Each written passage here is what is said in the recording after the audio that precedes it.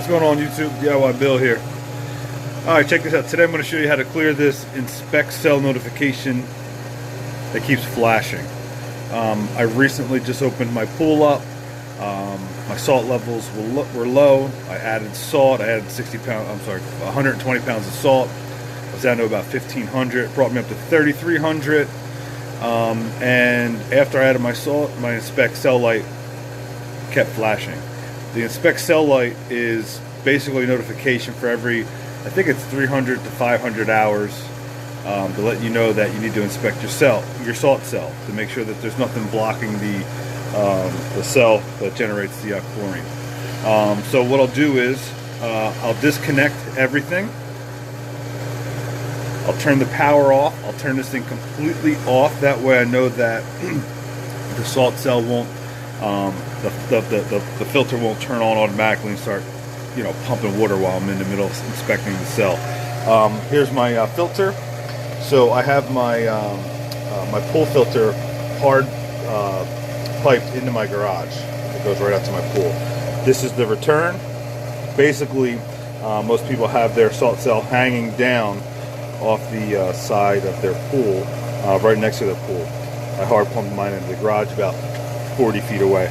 I'll disconnect the unions, check the inside of the cell, make sure nothing's blocking it. Go ahead and put lubricant back on the O-rings on each side so nothing dry rots out. And I'll clear the code by pressing this diagnostics button down 3 to 5 seconds as soon as I turn it on. So I'll go ahead and do that and I'll show you what that's all about. Okay, so I've just disconnected the salt cell. I've unplugged the power that provides electric to the filter. I'm going to go ahead and turn this to the closed position.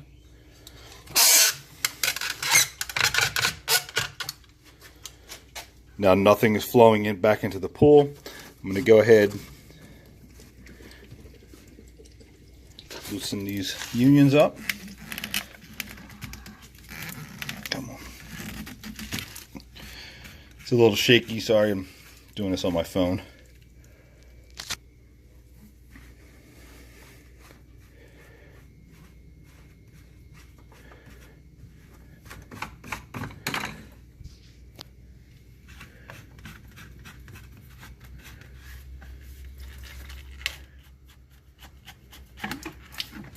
Okay, I'll show you what the inside of the filter, the salt cell looks like.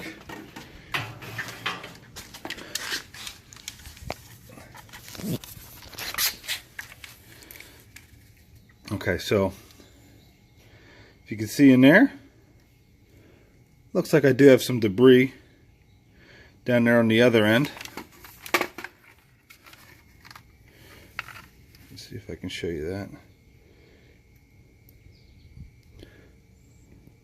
It's kind of hard to get the right angle with this phone. There we go.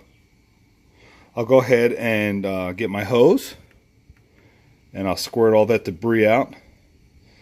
Like I said earlier, after I get the debris out, put some lubrication around these O-rings.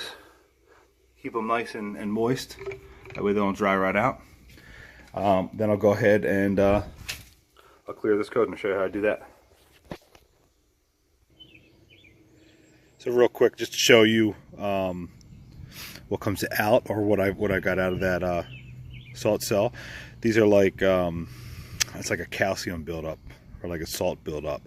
So when these things are on those fins, they actually reduce the amount of chlorine that the salt cell will generate. So you want to make sure you clean that out. That's why you take it off every 300 to 500 hours. Run a hose through there. For the most part, if you maintain it as usual, these things are really easy. They'll just come right off. All right, I'm gonna go put this back on. All right, so I went ahead and checked the cell, cleaned it out, replaced it, plugged everything back in. Now I'm gonna go ahead and clear that code out. So what I'm gonna do is I'm gonna turn this on. I'm gonna hold this diagnostics button down 3 to 5 seconds, and that should clear that flashing inspect cell light.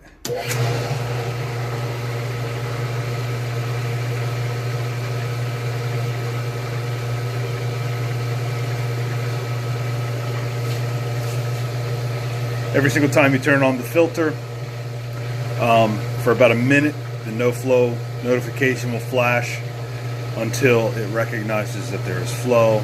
That will go away.